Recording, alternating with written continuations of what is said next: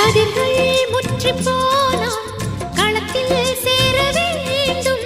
காதல் முற்றி போனால் அது எங்கே சேர வேண்டும். மலர்கள் கொஞ்சம் சாய்ந்தால் இலைகள் தாங்க வேண்டும்.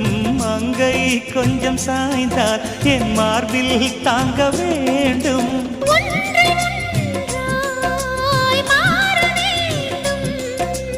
உன்னில் என்னை தேட வேண்டும். எப்போதும் இடைவிடாமலும் நகப்படாமலும் கட்டில் பூவை நீ கையாள வேண்டும். காதல் இல்லாதது ஒரு வாழ்க்கையாகுமா?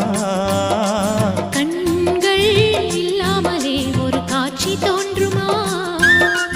காதல் இல்லாதது ஒரு வாழ்க்கையாகுமா?